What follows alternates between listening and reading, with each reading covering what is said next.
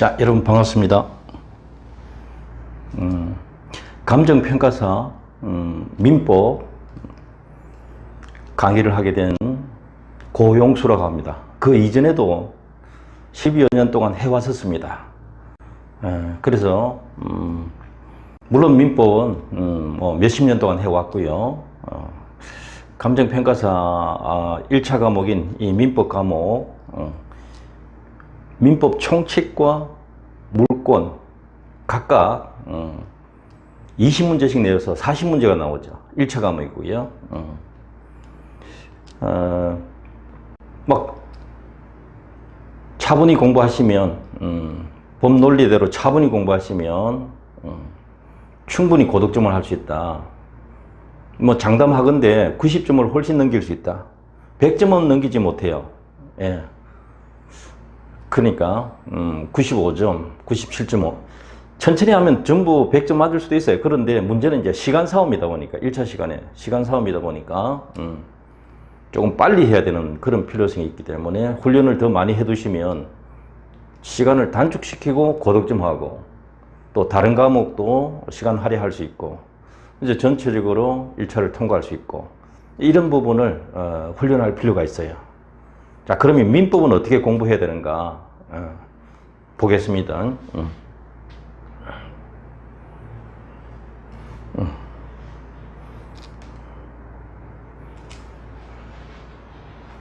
자, 보시면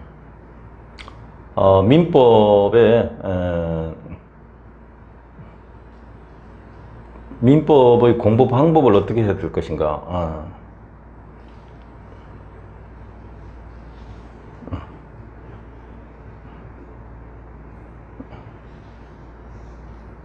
민법의 공부 방법 어떻게 공부할 것인가. 첫째는 여러분 법 조문을 정확히 이해를 하셔야 돼요. 민법 조문을 정확히 이해한다는 것이 굉장히 중요합니다. 왜냐하면 법학이라는 것 자체가 법 조문에서 시작하고 법 조문에서 마감이 되는 거예요.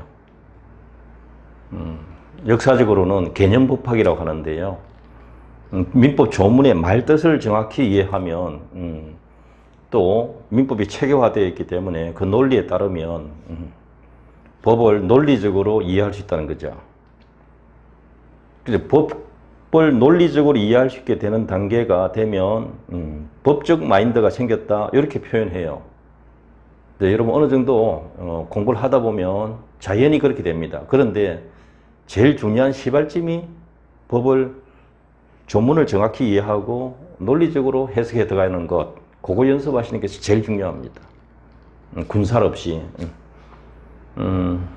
자, 그 다음에 이제 민법은 이제 총칙 20문제잖아요. 예, 그리고 물권법 20문제. 이렇게 나옵니다. 40문제가요. 반드시 기억해 두셔야 되고요. 그리고 특별한 사유가 없으면 A형, B형으로 나누는데 출제할 때요. 뭐 대체로 보면 A형 같은 경우는 그냥 순서대로 쭉 교재 목차 순서대로 쭉 나와 있어요. 1번부터 40번까지. 그러니까 어렵게 생각하지 마시고 그냥 공부하시면 돼요. 항목별로. 근데 법 조문을 이해하는 것이 가장 중요하다는 걸 꼭 이해해 두셔야 되고요. 물론 법률 용어가 국어하고 조금 다르게 서입니다. 그 부분도 공부하게 하면서 이해를 하면 되죠. 첫째 법 조문이고요. 두 번째는 그 조문과 관련된 사례가 있습니다. 사건이 생긴단 말이죠. 그러면 그것을 법원이 해결해 주는 판결이 있죠. 판결 중에서도 대부분 판결이 최종 확정되기 때문에 대부분 판례를 꼭 공부하셔야 됩니다. 조문과 관련된 판례죠.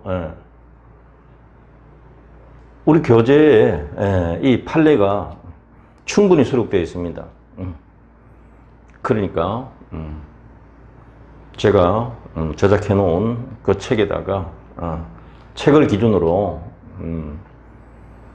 5회독에서 10회독 정도 하시면 처음에는 좀 시간 걸려요. 이해하기 위해서 시간이 필요하니까. 그런데 한 3회독 정도 하고 나면 그 이후부터는 빨라져요. 굉장히 빨라져요. 어느 정도 이해가 되기 때문에, 아, 그래, 이건 이거야, 이건 이거야. 이런 논리였지. 예, 이거 실수하면 안 돼. 이렇게. 이런 식으로 하다 보면 금방 읽을 수 있어요. 그렇게 해서 그 뒤에 4회독, 5회독 넘어갈 때는 속도가 굉장히 빨라지기 때문에 그때 정확하게 속도를 내어서 공부를 하시면 자기 걸로 충분히 흡수됩니다. 판례 공부를 꼭 하셔야 됩니다. 그 다음에 세 번째, 기출문제를 보시게 되면, 기출문제를 보고 있으시면 출제위원이 이렇게 출제했구나. 그 의도를 알 수 있단 말이죠. 난이도하고, 문제의 난이도라든지, 난이도를 알 수 있고, 파악할 수 있죠. 수험생이. 조문 위주로만 내는지, 사례도 가끔 나오는지, 지문 안에 판례가 좀 많이 들어가 있는지, 이런 것을 구분할 수 있다는 거죠. 그리고 이제 한 회뿐만 아니라 여러 회 것을 보게 되면, 아, 비슷한 부분에서 출제를 계속 하는구나. 중요 부분에서 계속 출제를 해요. 그 점을 이해를 하시면 좋습니다. 하나 주의할 것은요, 법을 논리적으로 이해하시려면 이런 사고방식을 가져야지, 거꾸로 하시면은 자기 마음대로 상상하게 돼요. 급하다고 문제부터 봐가지고 맞추면 되지 않겠는가 이렇게 생각하는 사람 많아요. 근데 그렇게 하시면 곤란하다. 왜? 기본 내용도 모르면서 답만 찾아가는 사람들이거든요. 과정은 생략해버리고 결과만 만들자 이렇게 하는 방식이라 고득점을 보장을 못합니다. 왜? 차근차근 논리적으로 공부하시는 분은 변형을 해도 응용을 해도 찾아낼 수가 있어요. 답을. 판단할 수 있다 이 말이죠. 정확한 판단, 논리적 판단을 할 수 있다 이 말이에요. 그런데 거꾸로 해버리면 자기가 천재가 아닌 이상 문제를 100% 다 외우고 간다 하더라도 다르게 내거든요. 출제위원은. 근데 그것은 좋은 방법이 아니다라고 봅니다. 그래서 첫째도 한 번 더 강조합니다. 법 조문을 꼭 보셔야 돼요. 그래서 나중에 공부할 때 법 조문만 보고 넘어가는 방법이 있어요. 그 다음에 또 두 번째로 이런 방법이 있어요. 판례 중에, 제 교재 속에 판례가 있는데 그 판례가, 아, 이건 한 번 더 봐야 되겠다. 이렇게 자기가 표시를 해두라고요. 그러면 한 페이지 한 개 아니면 두 개 보시면, 뭐, 600페이지라 하더라도 한 페이지 한 개면 판례 600개 더 됩니까? 그러면 600개 같으면, 뭐 10개 한 1분씩 10분 안에 뭐 10개 20개 본다면 금방 볼 수 있는 거죠. 그건 뭐 책 한 권 떼는 거 문제도, 한 과목 떼는 거 문제도 아니다는 겁니다. 그렇게 첫째 먼저 법 조문 이해하셔야 되고요. 그 다음에 판례를 눈여겨두셔야 되고 마지막에 기출문제 보시면 돼요. 이렇게 이해하고 나서 보면 마지막에 기출문제 보면 아, 이거 쉽구나 이렇게 느껴집니다. 그럼 자신감이 확 생기죠. 공부는 자신감이거든요. 질질 끌려가면 안 돼요. 자기가 리드해야죠. 자, 이 방법을 꼭 추천합니다. 그리고 제 교재가, 제가 만들어둔 교재는, 저자가 고영수인데요. 이미 간평민법 많이 한 분이다라고 일부 다 알고 있습니다. 심지어 공인 중개사 학원에 가도 제가 간평민법 잘하신다 이렇게 소문이 나가 있습니다. 그건 그렇고요. 제가 만든 저서의 책에 교재에 이것은 주로 간평 위주로만 만들어 놨어요. 간평사 기준으로만 만들어 둔 거라고요. 그러니까 뭐 사법시험 문제라든지 또 중개사 문제라든지 이런 것은 일체 배제하고 간평사 위주로만 딱 해둔 거니까 목표가 딱 설정되어 있다는 것. 그래서 그 책으로 달려가시면 돼요. 자, 내용 보겠습니다.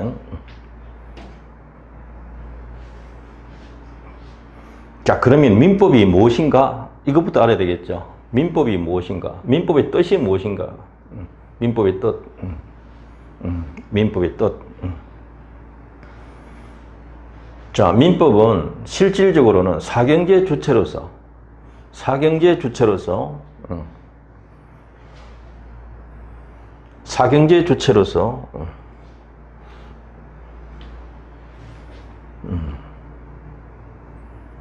사경제 주체로서 당사자 간의 대등한 법률 관계를 규율하는 법이다. 자, 이게 포인트예요. 대등한 법률 관계를 규율하는 법이다. 우리 민법 제1조는 민사에 관하여 이렇게 되어 있어요. 대등한 당사자 간의 거래에 관하여 이렇게 생각하시면 돼요. 대등한 이 점을 이해하셔야 됩니다. 그러니까 공평이라는 개념이 녹아있다 이 말입니다. 양 당사자가 거래하는 쪽이니까 서로 공평할 필요가 있잖아요. 상하관계가 아니고 그 점을 이해하셔야 돼요. 대등한 이 단어를 이해하시면 돼요. 그럼 민법 거의 다 이해하신 거예요. 이 단어를 놓치면 안 된다는 뜻이에요. 대등한 법률관계를 규율하는 법이다. 그래서 뭐 민법 법전이라고 민법 법전 이 법전이 따로 있어요. 1960년 1월 1일 시행하는 법전이 따로 있어요. 근데 그것만 민법이냐 아닙니다. 뭐 특별법에도 많이 있어요. 그런 부분 다 합쳐서 하는 것이니까 실질적 의미의 민법이라고 그러는데 어쨌든 형식적으로는 민법전, 민법법 법전이 따로 있단 말이죠. 그러니까 대등한 법률 관계를 무슨 관계를 하는가? 사법 관계를 해요. 사법 관계. 예. 대등한 관계가 아닐 때 상하 관계이거나 우월적 지위, 어느 한쪽이 우월적 지위에 있을 때는 공법 관계라고 말할 수 있잖아요. 예. 그 점을 꼭 일단 구분하셔야 돼요. 대등한 법률관계 규율하는 법이다. 그러면 여기서 공평 개념은 또 생각을 해보셔야 되죠. 유치권이 왜 인정되는가 하면 나는 채권을 변제받을 권리가 있는데 상대방이 채권 이행하지 아니하면 채무를 이행하지 아니하면서 자기 소유 물건만 달라고 청구 들어오면 권리 주장하면 나는 그 돈 받을 때까지 이 물건 못 주겠다라는 게 유치권이거든요. 유치권은 나쁘다 좋다 그게 아니고요. 자기 권리 확보하기 위한 수단이에요. 그리고 그걸 인정해 준 게 공평 때문에 그래요. 공평. 돈 못 받고 물건만 줄 수는 없잖아요. 돈 받으면서 물건 돌려주면 되죠. 어떤 그런 측면이라는 거예요. 유치권은 공평에서 나온 거예요. 다만 유치권의 특징이 뭐냐면 모든 사람에게 주장할 수 있다. 물권이라는 거죠. 그리고 등기사항이 아니란 말이죠. 이런 특징을 갖고 있다 이거죠. 제일 중요한 게 공평이죠. 유치권은. 공평이 뭐냐? 대등한 법률관계 속에서 일어나는 거죠. 예, 이런 점들이 민법에 채권편에서는 동시행이라는 문제가 나와요. 그것도 공평이에요. 예. 자, 어쨌든 이 점을 대등한 법률관계 규율하는 것이 민법이다 라는 점을 이해해 두시고요. 자, 그 다음 보겠습니다. 그럼 실질적으로 민법은 어떤 의미인가? 사법이다. 사법이라는 것이 사법이라는 것 자체가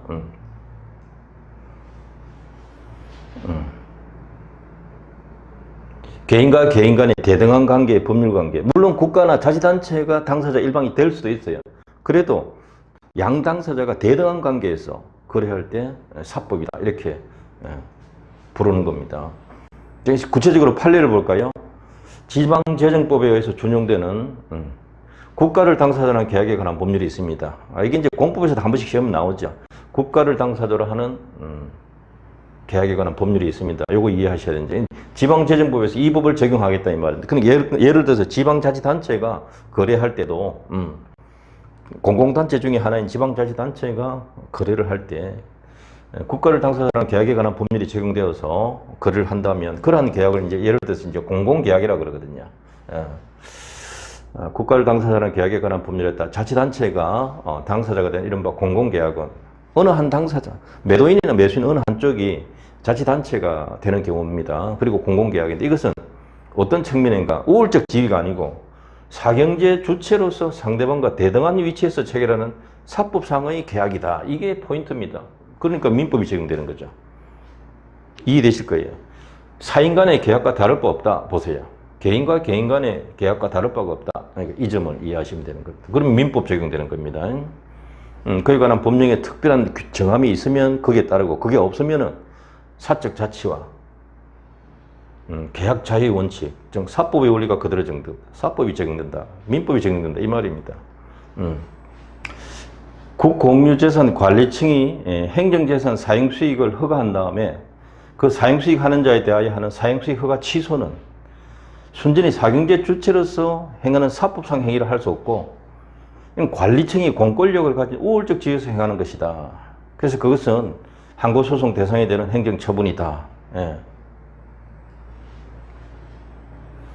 자, 행정재산의 사용허가. 행정재산의 사용허가. 사용허가로 바뀌었죠. 사용수익허가라는 용어가 사용허가로 바뀌었습니다.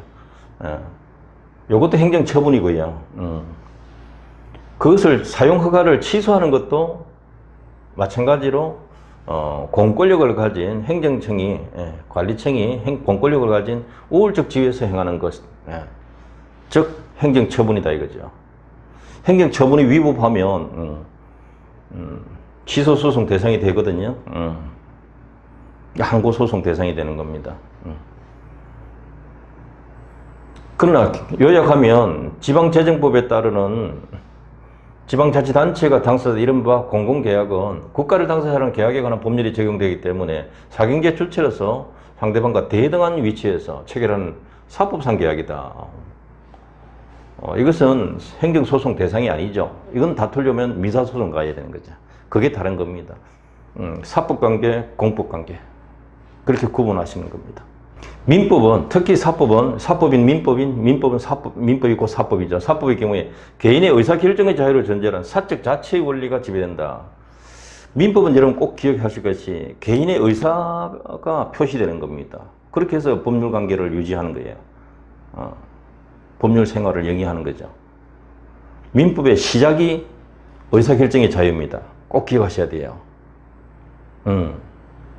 이게 민법 전체 가장 초석이 되는 개념입니다. 의사결정의 자유. 자, 의사결정의 자유가 없는 상태에서 행한 의사표시는 의사 무능력 상태라고 하는 거죠. 무효입니다, 무효. 절대적 무효입니다. 모든 사람에게 무효다. 자, 그 다음 두 번째. 의사결정 능력이 있는 사람이 다른 사람의 협박을 받아가지고 의사결정을 자유롭게 못하고 어느 정도 제한 상태에서 어쩔 수 없이 어떻게 했다. 이런 경우가 있단 말이죠.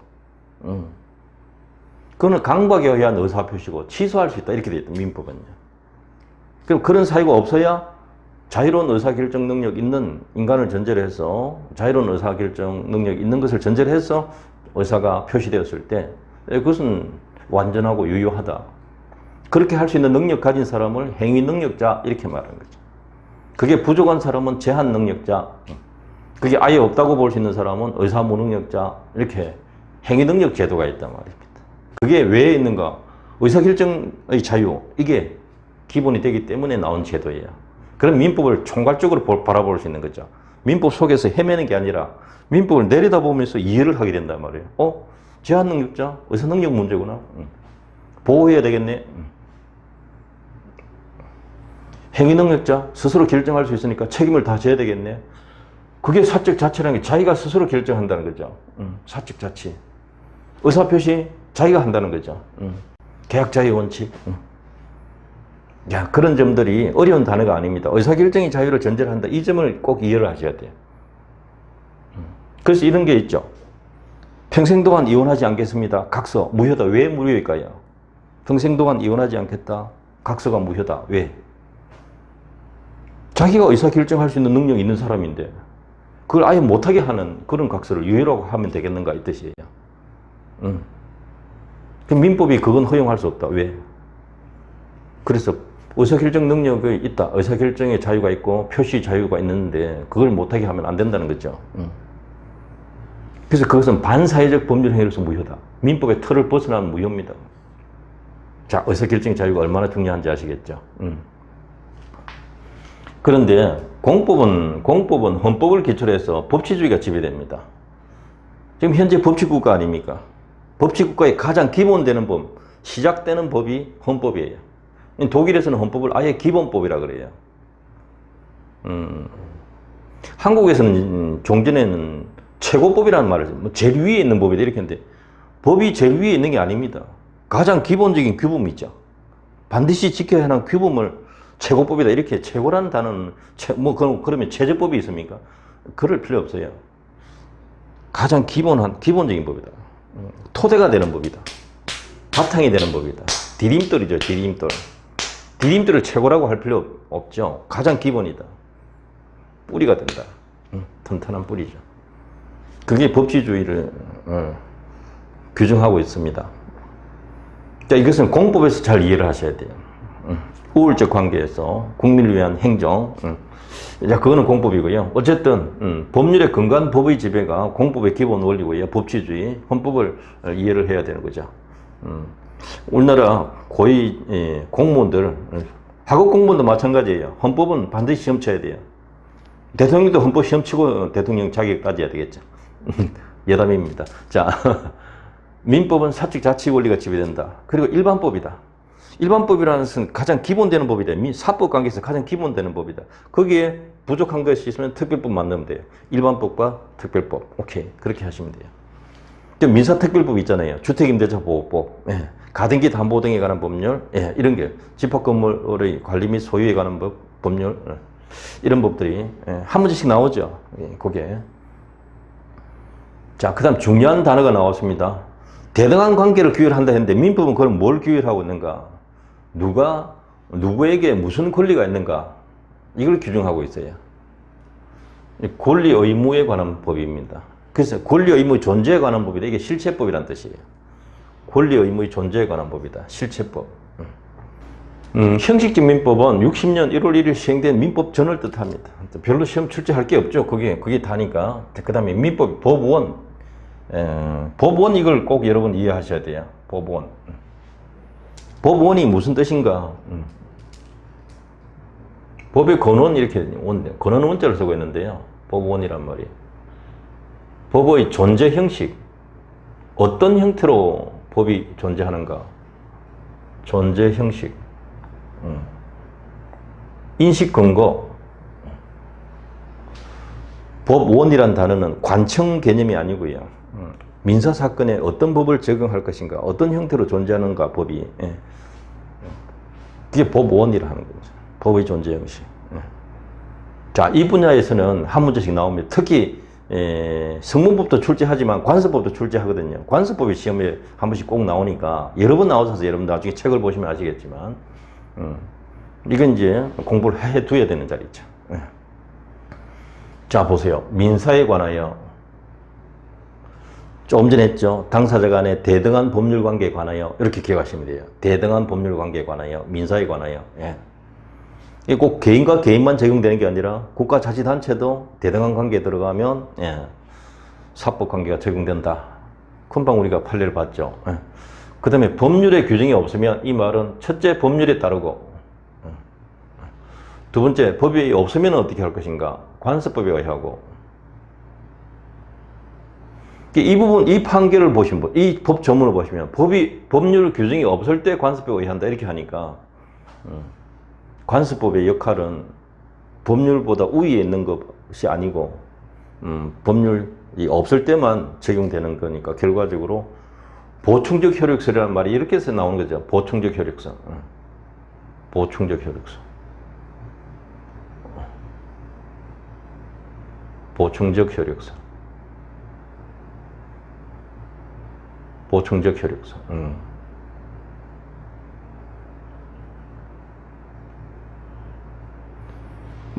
판례도 우리나라 판례는 보충적 효력성을 인정하고 있습니다. 그렇게 기억하시면 되고요. 반대 학설도 있습니다. 사람이 오랫동안 살아오면서 관행이 성문법보다 먼저 형성될 수도 있다. 과거에 실제로 그런 나라가 있습니다. 특히 독일 같은 경우는 관습법이 오랫동안 발달해온 나라였거든요. 그러니까 그때는 관습법이 성문법을 폐지할 수도 있다 이렇게까지 갔었습니다. 자, 그러나 우리나라는 거기까지는 아니고요. 지금 현재 대부분 판례 기준으로 하면 법률의 규정이 없으면 관습에 의하고 이와 처럼 관습법은 보충적 효력성을 인정한다. 그래서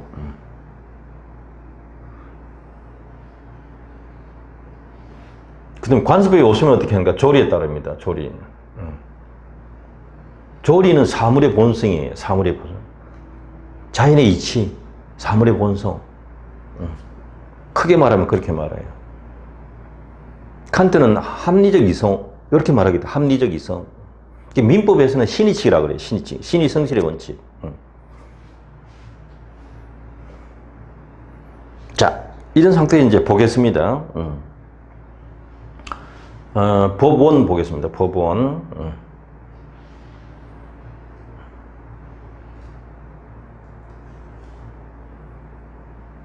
자, 보세요.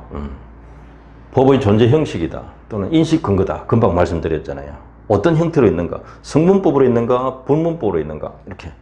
성문화된, 문장화된, 그것을 성문법이라고. 자, 민사에 관하여라는 말은 사법관계에 관하여, 즉 대등한 법률관계에 관하여라는 의미다는 걸 꼭 이해해 두시면 좋겠습니다. 금방 우리 1조가 법률, 관습법, 조리 순서죠. 이 조문을 읽어 두셔야 되는 거죠. 그러면 이때 법률은 국회에서 제정한 법률을 뜻하는가? 그 이외의 것도 포함되는가? 이게 포인트예요. 국회에서 제정한 법률인 민법전만 뜻한다 하면 형식적 의미의 민법, 법률 이 뜻인데요. 여기서는 형식적 의미의 법률에 한정되지 않고 널리 성문법 내지 제정법을 의미한다니까 다른 법률도 민사에 관한 것은 다 포함된다는 뜻이죠. 그러니까 실질적 의미의 법률이라는 거죠. 요거 더 줄여서 볼게요. 민법 제1조에서 민사에 관하여 법률의 규정이 없으면 할 때 이때 법률은 무슨 뜻이냐 이 말이에요. 이렇게. 실질적 의미의 민법이다. 이때 실질적 의미의 법률이다. 이 뜻이에요. 그걸 주의하셔야 됩니다. 그거 시험에 낸 적이 있거든요. 형식적 의미의 법률을 뜻한다. 이렇게 하면 틀린단 말이에요. 그러니까 이걸 공부하셔야 되는 거죠. 자, 보겠습니다.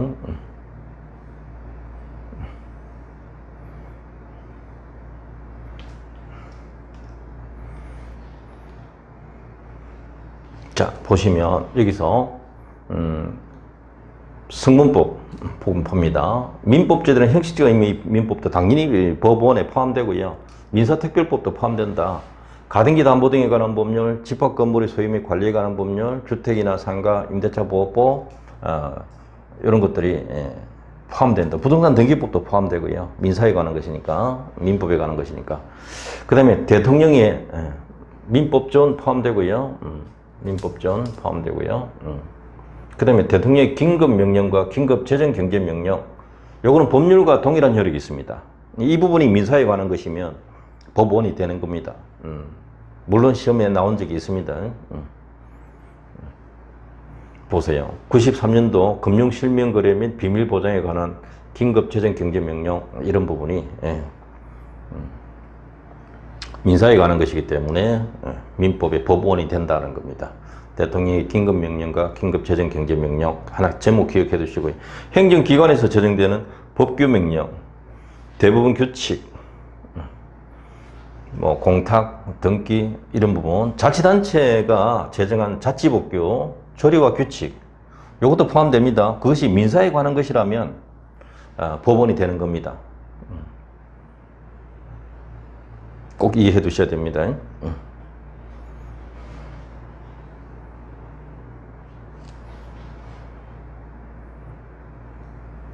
자, 그뿐만 아니라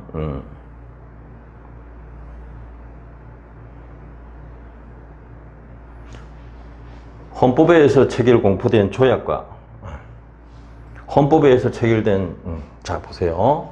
헌법에서 체결 공포된 조약과 일반적으로 승인된 국제법규 여기까지입니다. 조약과 일반적으로 승인된 국제법규. 조약은 우리 국회 동의를 거친 외국 간의 규율이에요. 근데 일반적으로 승인된 국제법규는 우리나라 국회가 직접 승인한 건 아닌데 국제사회에서 보편적으로 인정되어지고 받아들여지고 있는 그런 내용들을 뜻합니다. 근데 이 부분도 민사에 관한 것이면 법원이 된다는 겁니다. 꼭 기억해 두셔야 되는데요. 그래서 여기서 단어 하나 주의할 것이 요겁니다. 그냥 국제법규 하면 안 되고요. 일반적으로 승인된 국제법규. 일반적으로 승인된 국제법규. 일반적으로 승인된 국제. 이 일반적으로 승인된 이 말이 반드시 들어가야 됩니다. 요걸 생략해 버리고 조약과 국제법규는 하면 틀린단 말이에요. 그 점을 조금 주의하셔야 돼요. 즉 국제법규 중에 모든 게 다 법원이 되는 게 아니라 일반적으로 승인된 조건 하에서 인정된다. 그 점을 조금 주의하시면 되고요. 그 다음에 헌법재판소 결정이 있죠. 헌재 결정. 헌법재판소 결정. 헌법재판소 결정도 법률과 동일한 효력이 있습니다. 그리고 이게 판결이 확정되면 국가와 자치단체 전체를 기속하기 때문에 그 내용이 실질적으로 민사에 관한 것이면 법원이 된다는 겁니다. 자, 이 항목 5가지를 꼭 봐두셔야 되고요. 자, 그 다음에 또 보겠습니다. 성문법만 있는 게 아니라 불문법도 있다는 거죠.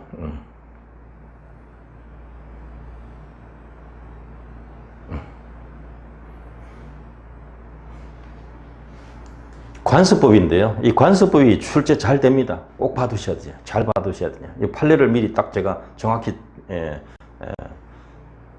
서술해 놨습니다. 보세요. 관습법이란 뭐냐? 먼저 사회의 거듭된 관행으로서 사회생활 규범입니다. 이것이 사회의 법적 확신과 인식에 의해서 법적 규범으로 승인 강행되기까지 이르렀다. 그러면 관습법이다 이런 뜻이에요. 핵심은 관행이 법적 확신을 얻게 되어서 이제 법으로서 인정되었다. 이 뜻입니다. 관행이 법적 확신을 얻어서 이제 법이 되었습니다. 그 점을 이해하십니다. 이 법적 확신을 얻기 전까지 단계가 뭐라고 하는가 하면 사실인 관습 이렇게 말해요. 여기서 관행. 요 관행은 사실인 관습이다 이 말입니다. 법적 확신을 얻으면 이제 법이 되는 거죠. 그 단계를 이해하셔야 되겠습니다. 자, 보겠습니다. 그 다음 그 관행이 헌법을 최상위 규범으로 하는 전체 법질서에 반하지 아니하는 것이어야 된다. 헌법을 기준으로 해서 전체 법질서를 위반하게 되면 그 관행은 정당하다가 말하기 어렵잖아요. 법치주의를 위반하는 관행을 법으로 받아들인다는 것은 곤란하지 않습니까? 사회의 기본 틀을 벗어나는데. 그래서 헌법을 위시한 전체 법질서를 위반하지 아니하는 것으로서 정당성과 합리성이 있어야 됩니다. 정당성과 합리성 시험에 나왔고요. 이 판결 다 시험 나온 겁니다. 꼭 주목하셔야 돼요. 또 사회에 거듭된 관행, 이 사실인 관습, 즉 관행이 형성된 사회생활 규범이 관습법으로 승인되었다 하더라도, 관습법이 되었다 하더라도 사회 구성원들이 그러한 그 관행의, 이거는 오탄이에요. 관행입니다. 법적 구성에서 확신을 갖지 않게 되었다. 또는 사회를 지배하는 기본적 이념, 사회질서 변화 등으로 인해서 관습법을 적용해야 할 시점에, 적용 시점에서 전체 법질서에 부합하지 않게 되었다. 그러면 법 규범 효력이 있는가? 없다는 겁니다. 부정될 수밖에 없다. 이게 어떤 의미가 있는가 하면,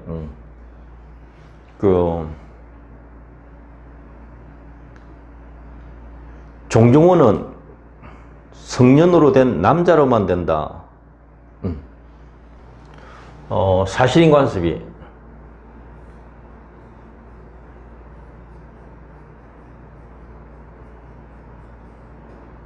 지금 존재하고요.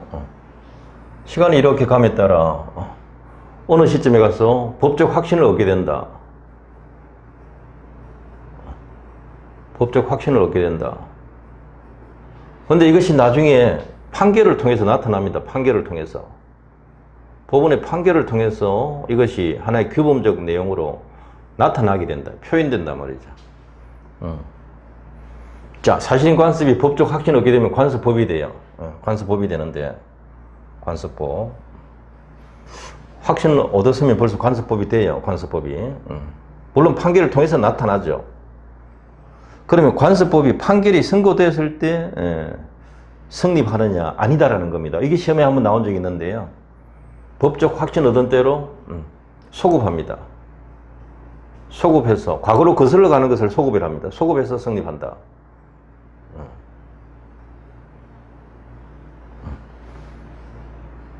사실인 간섭이 법적 확신을 얻게 되고 그것이 판결을 통해서 표현됩니다. 그런데 판결을 통해서 나타났을 때 관습법이 성립하는 것이 아니라 법적 확신 얻은 시점으로 소급한다는 거죠. 법적 확신 얻은 시점으로 소급한다. 이 점도 시험에 한번 나왔을 거예요. 이걸 알고 있어야 되겠습니다. 자, 조금 있다가 문장 속에서 한 번 더 지적해 드리겠습니다. 그 다음에 두 번째가 있습니다. 두 번째 뭐냐. 금방 우리 간섭법이 이렇게 만들어졌습니다만 이것이 적용할 시점에 있어서 헌법을 위시한 전체 법질서에서 법질서를 벗어나지 않고 정당성과 합리성을 갖추라 그랬잖아요. 근데 그것이 적용될 시점에 가서 전체 법질서를 위반하게 되었다면 법적 효력이 없다고 그랬습니다. 실제로 어떤 사건이 있었는가 하면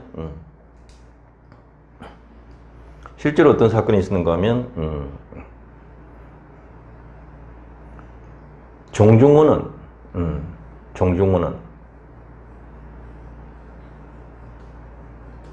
성년으로 된 남자로만 된다. 이렇게 남자로만 된다. 이렇게 표현했단 말입니다. 남자로만 된다. 이렇게. 이게 이제 관습법이었는데 그동안 이 관습법이 지금 현재 우리 헌법에는 뭐를 요구하고 있는가 하면 헌법 규정에는 남녀 평등 규정이 있단 말입니다. 평등조항. 과거에는 이 평등조항을 굉장히 좀 형식적으로만 쳐다봤어요.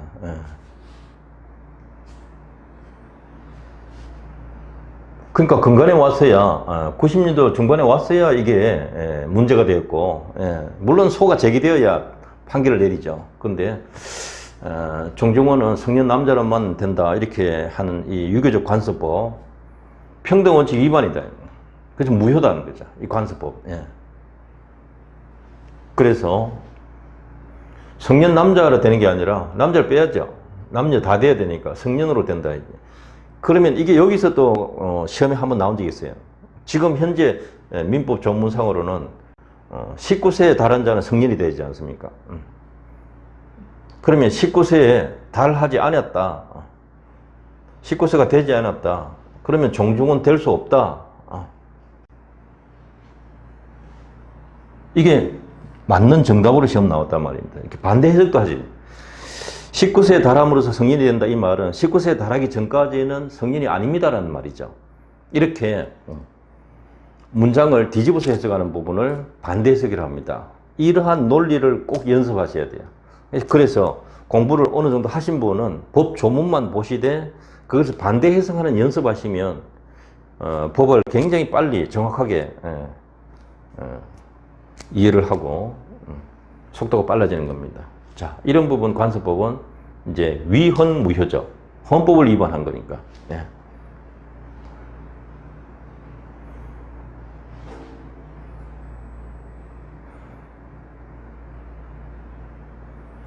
자, 보겠습니다. 그러면 관습법은 언제 성립하는가? 여기 보세요. 관습법은 법원의 판결에 의해서 존재가 확인되지만 성립 시점이 언제냐? 그 관습이 법적 확신을 획득한 때로 소급한다. 이 부분이야. 금방 설명드렸죠. 소급한다. 이 점 꼭 기억해 두셔야 됩니다. 판례 시험 한번 나올 거예요. 그 다음에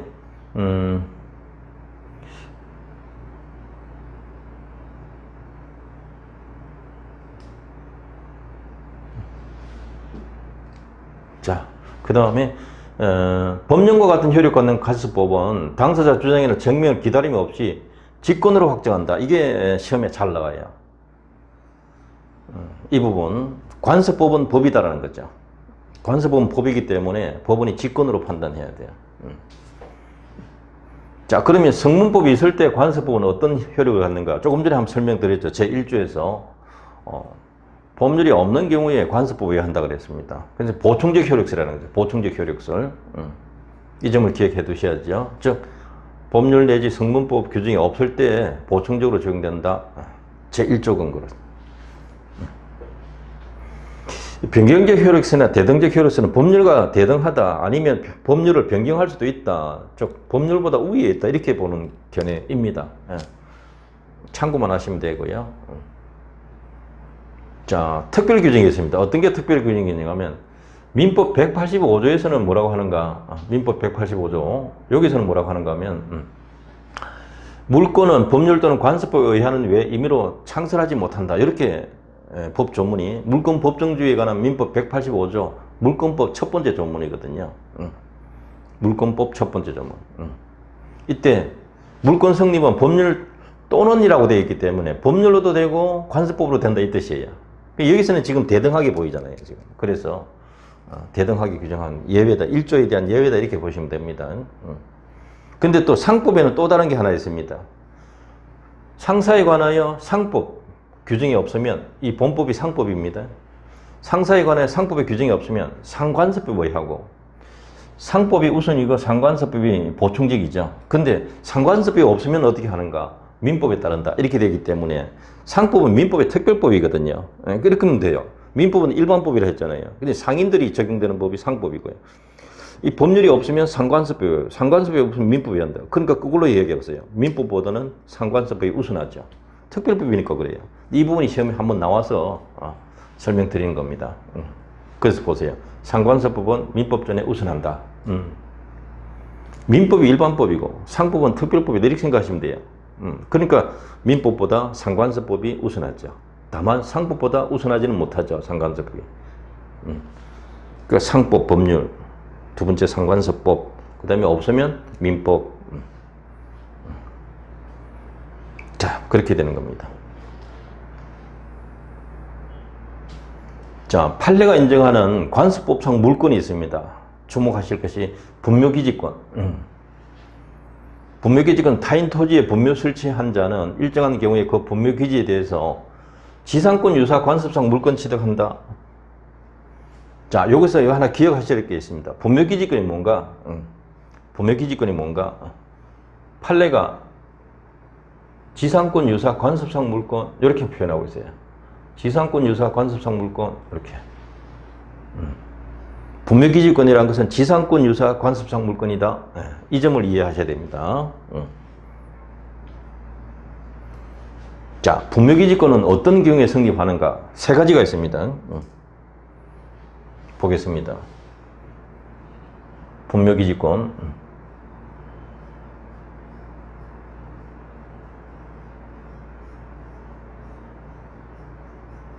판례가 금방 지상권 유사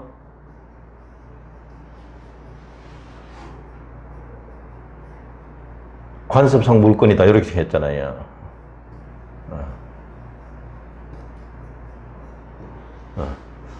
지상권 유사 관습상 물권이다. 타인 토지 이용 관계라는 뜻이에요. 첫째 어떻게 성립하는가 하면 세 가지 경우가 있는데요. 자기 임야에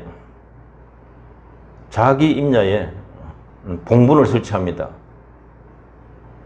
봉분 설치한다고요. 그래 놓고는 봉분 그대로 놔두고 이장 특약 없이 임야만 매각하는 거예요. 임야만 매각. 임야만 처분했다. 그럼 여러분 결과적으로 어떻게 돼요?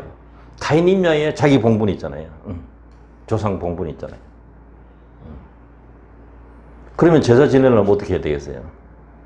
봉분 앞에 이렇게 주위 토지를 이용할 수 있어야 될 거 아니에요. 그게 분묘기지권이에요. 그게 분묘기지권. 그 다음 두 번째, 타인 토지에, 타인 임야에 그냥 설치하는 겁니다. 봉분을 설치한 거예요. 이때 두 가지 형태가 있을 수가 있어요. 승낙받아 설치할 수도 있고요. 승낙 없이 설치할 수도 있어요. 승낙 없이 설치할 수도 있다. 요거는 20년 지나면 시효취득이에요. 시효취득. 뭘 취득할 거예요? 지상권 유사 물권을 취득하는 거예요. 그럼 타인 토지 이용 관계예요. 타인 토지 이용한다. 타인 토지를 이용한다. 타인 토지를 사용하기 때문에 타주점유죠. 타주점유. 분묘기지권자의 점유는 타주점유입니다. 점유해서 또 그걸 거론할 수 있거든요.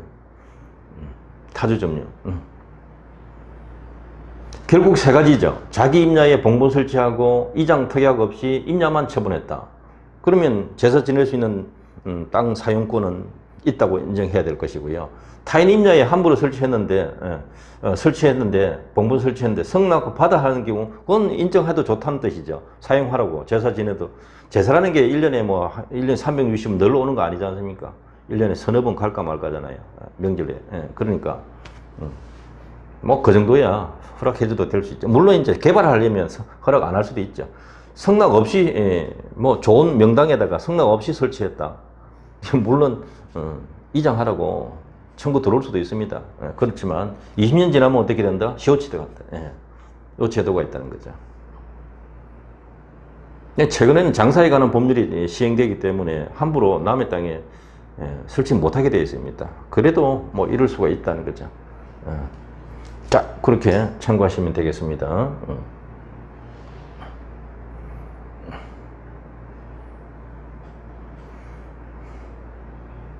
분묘기지권은 관습법상 물권이다. 이렇게.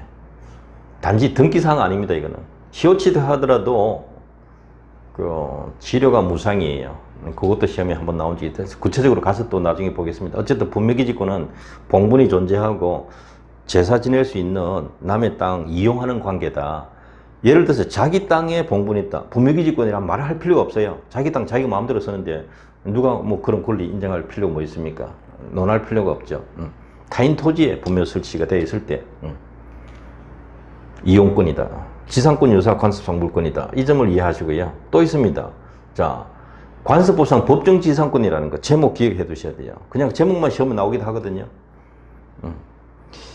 관습법상 법정지상권이라는 개념은 자, 우리나라 부동산에 두 가지가 있어요. 토지와 건물. 토지 및 그 정착물은 부동산이다. 우리 민법이 그렇게 규정하고 있거든요. 토지 및 그 정착물은 부동산이다. 그래서 토지가 부동산인 게 맞는데 및 그 정착물은 부동산이다. 이렇게 해서 정착물 중에 대표적인 건물이 있는데요. 건물도 부동산이라는 거죠. 그러면 토지 및 건물이 부동산인가? 토지도 부동산이고 건물도 부동산인가? 첫 번째 방법이 유럽에서 쓰는 방법이 있고요. 우리나라와 한국과 일본은 토지도 부동산이고 건물도 부동산이다. 이렇게 분절해요. 그럼 결과적으로 토지 위에 건물이 있을 때 토지 소유자와 건물 소유자가 같을 수도 있습니다. 그러나 각각의 부동산으로 평가되니까 소유자가 다를 수도 있다는 겁니다. 이 갑의 토지에 을이 무단으로 건물을 신축했다라고 생각해 보세요. 그러면 갑의 토지인데 건물은 신축자 을 소유란 말이에요. 자, 이런 부분이 생기죠. 그럼 이건 첫째 철거 대상이죠. 남의 땅에 함부로 지었으면 철거 대상이죠. 근데 철거를 원치 않고 토지 소유자가 사용을 허락하겠다 한다면 지상권 계약하면 돼요. 지상권. 그렇게 해도 되는 거예요. 처음부터 해도 되고요. 나중에 지상권 설정 계약해도 되는 것이고요. 자, 그게 남의 토지 이용하는 권리예요. 지상권. 근데 이 지상권이 계약으로 하는 게 아니라 법률상 되는 겁니다. 법정지상권. 근데 관습법상 법정지상권은 법 조문이 없는데도 지상권을 인정해야 할 상황과 같다. 그래서 판례가 인정한 거예요. 이 판례 이론이다 말이죠. 관습법상 법정지상권. 또는 관습상 법정지상권. 자, 보겠습니다. 내용을. 토지와 건물이 동일한 소유자에 속하였다가 토지와 건물이 동일한 소유자에 속하였다가 아주 중요합니다. 토지와 건물이 동일한 소유자에 속했다. 토지와 건물이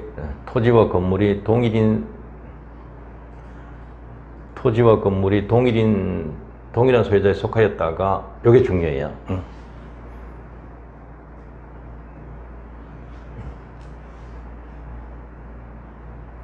달라지기 전에 토지 건물 소유자 달라지기 전에 소유자가 같았어야 돼. 아주 시초부터 원시적으로 같아야 되는 거 아니고요.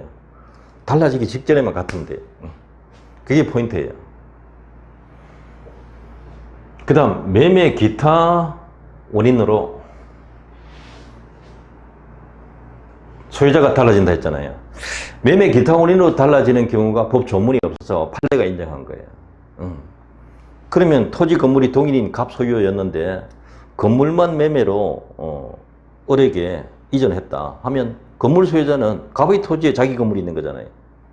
그럼 토지 사용권을 갑이 허락 안 하면 취득할 수가 없어요. 그러니까 법으로 법률상 당연히 취득은 한다 이렇게 보고요.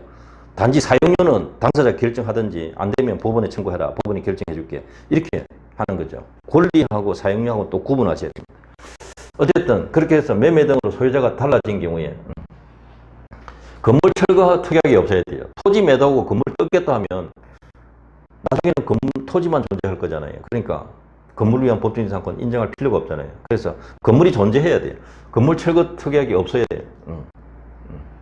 그러면 건물 소유자가 관습상 법정 지상권 등기 없이 취득한다. 건물 소유자가 법정 지상권 취득합니다.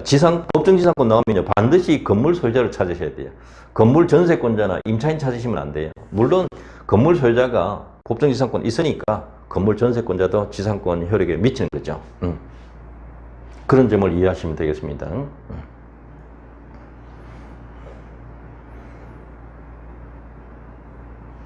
자, 명인방법이라는 것도 있는데요. 이거는 물권이 아니고요. 명인방법이라는 게 뭐냐면 명백하게 인식할 수 있는 방법 이런 뜻인데요. 수목의 집단이나 미분리 과실 이것을 땅에서 파내고 수확하고 하기도 전에 토지에 있는 그대로 나무에 달려있는 그대로 거래하고 싶다는 거죠. 그러면 그것이 소유자가 누구다 이런 부분을 명백하게 인식할 수 있도록 표시만 하면 돼요. 그러니까 울타리를 쳐서 누구 거다 표말 붙여놨더니 그렇게 하면 돼요. 뭐 굵은 나무 같으면 목차를 붙여놔도 되고요. 제3자가 인식할 수 있는 방법. 자, 그 다음엔 명의신탁이라는 제도도 있는데요. 명의신탁은 신탁자가 수탁자하고 신탁 약정을 하고요. 약정. 맡기겠다 약정해두고. 신탁자가 실질적으로 소유자입니다. 신탁자가 실질적 소유자다.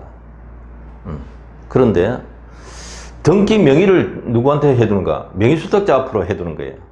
뭐 등기 원인은 매매 등 형식 아무거나 적어가지고 말이죠. 예. 이렇게 해서 해두는 것을 명의신탁이라 합니다. 명의신탁은 판례가 유효하다고 했습니다. 예. 1960년 초에 이 사건이 명의신탁 사건이 발생했을 때 대부분 판례가 명의신탁이 유효하다고 그랬어요. 그런데 여러분 명의신탁이 유효하다고 판결을 내려놓고 우리나라가 60년, 70년, 80년, 90년 이렇게 오면서 근대화되면서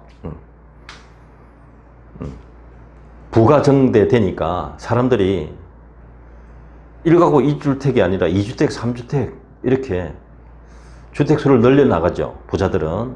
그런데 자기 이름으로 해두느냐 1가구 1주택 비과세인 거 아시잖아요. 여러분. 1가구 1주택은 비과세예요. 그래서 2주택, 3주택 되면 중과세 가니까 집 없는 사람 명의를 빌려가지고 등기를 해둔단 말이에요.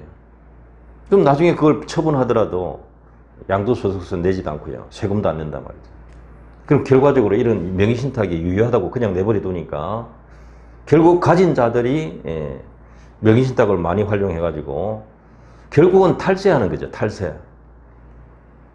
가장 짧게 말하면 양도소득세 안 내는 거잖아요. 안 낼 수 있는 방법이잖아요. 그런 사람은 우리는 합법적으로 했다 이렇게 말해요.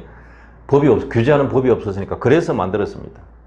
부동산 실권리자 명의등기에 관한 법률 95년 7월 1일 시행했습니다. 그러니까 그 이전까지는 명의신탁이 그대로 유효하고 그냥 인정돼 왔었죠.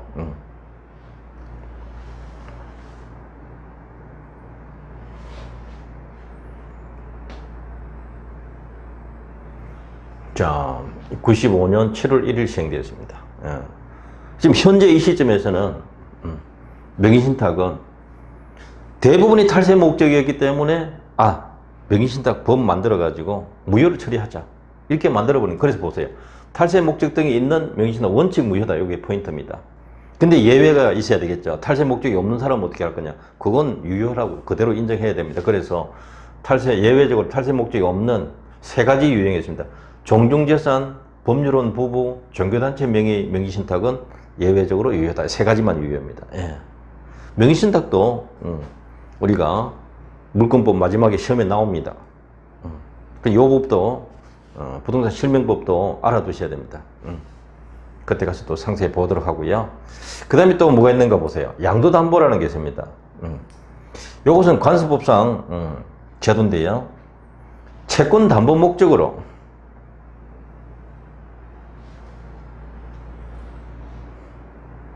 채권 담보 목적입니다. 채권 담보 목적. 채권 담보 목적. 근데 소유권을 이전합니다. 돈을 빌리면서 소유권을 넘겨놓는다. 이 방법이란 거예요. 저당권 설정하는 게 아니라. 그래서 민법에 존재하지 않는 비전형 담보다 이렇게 말하고요. 그래서 이 부분도 오랫동안 방치되어 있다가 가등기 담보 등에 관한 법률이 만들어졌습니다. 여기에 만들어져서 부동산은 여기서 규제가 되기도 하고요. 이 법은 대여금 채권에 관한 내용이기 때문에 매매 대금이나 공사 대금 채권은 담보 목적으로 소유권 이전 등기되어 있어도 가담법이 적용이 안 됩니다. 그럼 결과적으로 두 가지입니다. 부동산은 가담법이 적용되는 경우가 있고 적용 안 되는 경우도 있다. 그거 두 가지. 이 부분 출제 잘 합니다. 그럼 물건 마지막 편에 가서 꼭 설명드릴 테니까 그 판례까지 공부하셔야 돼요. 가담법이 적용 안 되는 양도담보, 부동산 양도담보, 그게 마지막으로 시험에 나오는 경우가 있어요. 그 점을 주의하셔야 됩니다. 그 다음에 동산 양도담보도 있죠. 부동산만 있는 게 아니라, 왜? 양식장에 있는, 그 뱀장어 전체를 담보로 제공하고 돈을 빌리겠다. 가능하다인 겁니다. 돈 갚으면 되는 거 같잖아요. 못 갚으면 소유권 넘길게. 이렇게 하는 거죠. 그게 유체동산의 양도담보. 이것도 물권이 맞습니다. 관습상 물권입니다. 사실혼은 판례가 인정합니다. 사실상 혼인관계인데 혼인신고만 하지 않았다. 그 상태를 뜻합니다. 상속은 인정하지 않아도 나머지는 전부 인정하고 있습니다. 참고만 하시면 되고요. 자, 이렇게 관습법상 인정하는 것이 분묘기지권, 관습법상 법정지상권, 양도담보, 이 세 가지는 꼭 알아두셔야 됩니다. 그 다음 이제 관습법 다음에 법률, 관습법 다음에 마지막으로 적용되는 게 조리잖아요. 조리는 사물의 본질 또는 신의칙이다. 법률과 관습법이 없는 경우 조리는 적용되기 때문에 최후의 법원이 돼요. 최후의 법원. 조리는 법원이 되기도 하고요. 법의 근거가 되기도 하고 의사표시 해석 기준이 돼요. 의사표시 해석 기준. 조리는 법원이 되기도 하고 법원이 되기도 하고 의사표시 해석 기준이 된다. 의사표시 해석 기준.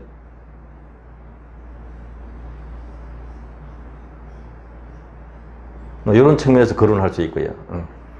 근데 이제 판례는 법원인가? 판례도 여러분 쭉 쌓이면, 오랫동안 세월을 거쳐서 판례가 쌓이면 상당히 논리적인 체계를 갖추게 되거든요. 그럼 그것도 하나의 법원이 되는가? 영미법은 그렇게 합니다. 판례법 국가라 하잖아요.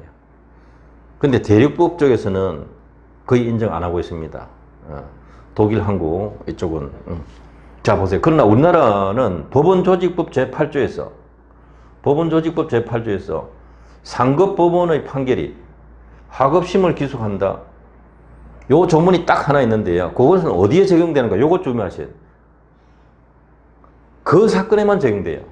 비슷한 사건, 유사 사건 안 됩니다. 그래서 일반적으로 하나의 법칙이다 말하기 어렵다는 거죠. 그래서 일반적으로 하급심 구속한다는 의미는 아니다. 그래서 판례의 법원성은 부정된다. 판례는 법원으로 인정하지 않습니다. 그 점을 이해하실 필요가 있습니다.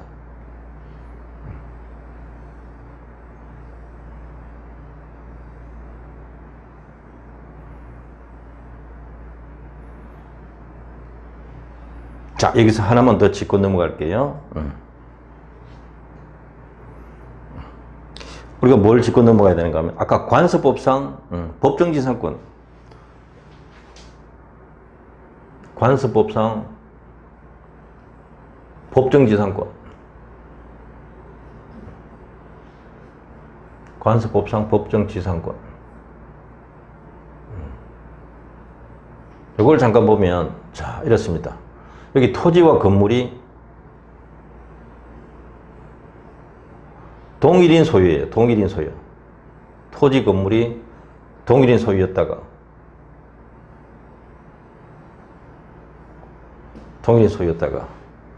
건물만 매매로 팔립니다.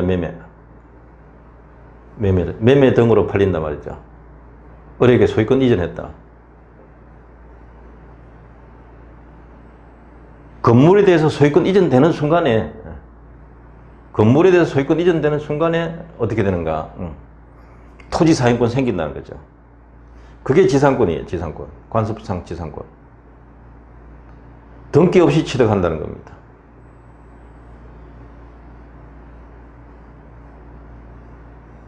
핵심은 요거예요. 동일인 소유였다가 매매 기타 사유로 달라지는 거죠. 어느 하나가. 이게 포인트예요. 매매 등으로. 매매도 되고요. 정려도 되고, 교환도 되고요. 대물 변제도 되고, 강제 경매도 돼요. 압류 들어와서 매각될 수도 있거든요.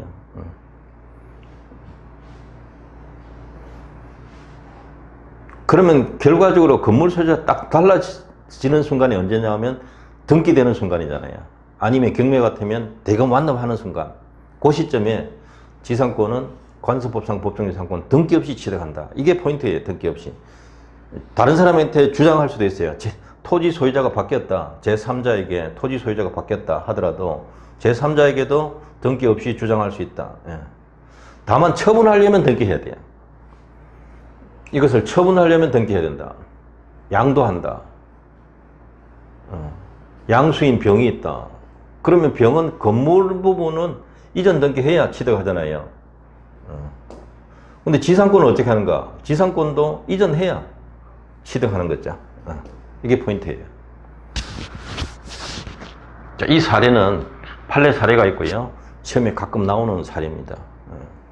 어쨌든 관습법상 법정지상권은 판결문이 많습니다. 왜? 판례가 많다. 왜냐하면 이게 자체가 판례 사례거든요.